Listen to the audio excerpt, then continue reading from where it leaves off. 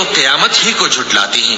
اور ہم نے قیامت کے جھٹلانے والوں کے لیے دوزخ تیار کر رکھی ہے، جس وقت وہ ان کو دور سے دیکھے گی تو غضبناک ہو رہی ہوگی، اور یہ اس کے جوش غضب اور چیخنے چلانے کو سنیں گے، اور جب یہ دوزخ کی کسی تنگ جگہ میں زنجیروں میں جکڑ کر ڈالے جائیں گے تو وہاں موت کو پکاریں گے۔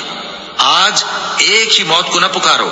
اور بہت سی موتوں کو پکارو، پوچھو کہ یہ بہتر ہے یا ہمیشہ کی جنت جس کا پرہیزگاروں سے وعدہ ہے، یہ ان کے اعمال کا بدلہ اور رہنے کا ٹھکانہ ہوگا، وہاں جو چاہیں گے ان کے لیے میسر ہوگا، ہمیشہ اس میں رہیں گے۔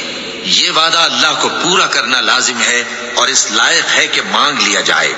اور جس دن اللہ ان کو اور ان کو جنہیں یہ اللہ کے سوا پوچھتے ہیں جمع کرے گا تو فرمائے گا، کیا تم نے میرے ان بندوں کو گمراہ کیا تھا یا یہ خود گمراہ ہو گئے تھے؟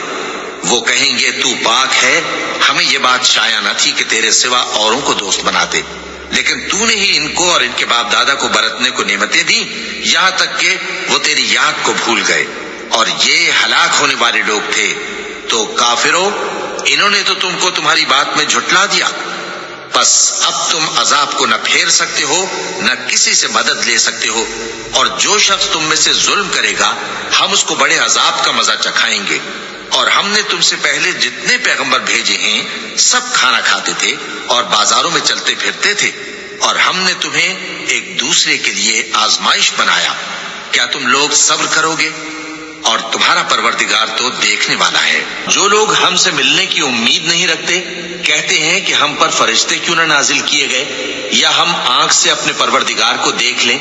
یہ اپنے خیال میں بڑائی رکھتے ہیں اور اسی بنا پر بڑے سرکش ہو رہے ہیں۔ جس دن یہ فرشتوں کو دیکھیں گے اس دن گناہگاروں کے لیے کوئی خوشی کی بات نہیں ہوگی، اور کہیں گے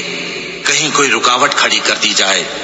اور جو انہوں نے عمل کیے ہوں گے ہم ان کی طرف متوجہ ہوں گے تو ان کو بکھرا ہوا غبار کر دیں گے۔ اس دن اہل جنت کا ٹھکانہ بھی بہتر ہوگا اور ان کے آرام کی جگہ بھی خوب ہوگی۔